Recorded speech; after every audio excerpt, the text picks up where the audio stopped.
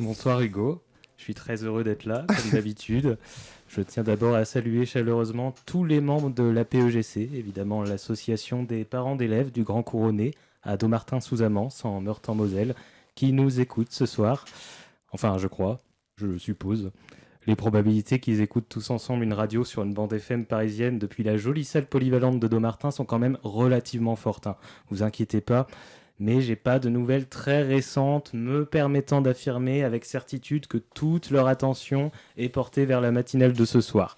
Il faut dire que les liens que j'ai tissés avec eux sont pas en carton, je dirais pas ça, mais disons que je les ai pas rencontrés dans ma vie si souvent que ça. C'était des moments forts, mais rares.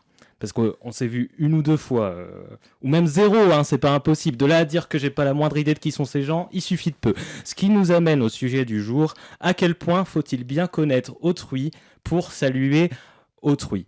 C'est-à-dire, dans quelle mesure, quel est le degré de familiarité approprié envers une personne pour venir la saluer? Oui, voilà, on va pas passer toute la chronique à reformuler sans cesse la même question.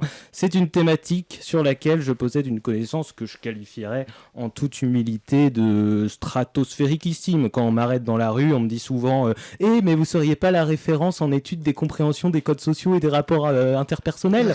Et j'hésite pas trop, je dis oui, c'est moi, il veut un autographe. Bon, donc là, j'élève la voix pour saturer, non, pour faire genre j'ai de l'autorité.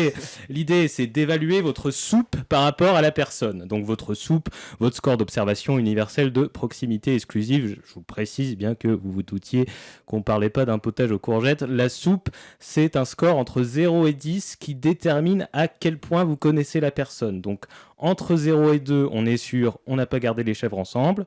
Entre 3 et 5, on est sûr, tu me dis vaguement un truc avec ta gueule là. Entre 6 et 7, on est sûr, nous entretenons une relation empreinte de cordialité. Entre 8 et 9, je te connais comme un livre ouvert.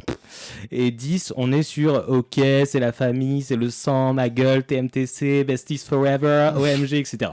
Et c'est en fonction de cette soupe que vous allez décider de saluer machin ou de tracer vos traces. La règle est simple. En dessous d'une soupe de 7, on zappe. On ne se casse pas la margoulette à saluer les êtres de type inconnu ou presque. Parce que ça commence par bonjour, et si l'autre commence à te répondre vous allez bien, alors là c'est foutu, le mode salon de coiffure est activé. Et vous faites quoi dans la vie? Je fais de l'informatique. Ah mais c'est merveilleux ça. J'ai justement mon imprimante qui s'allume plus. Non mais c'est pas vraiment le...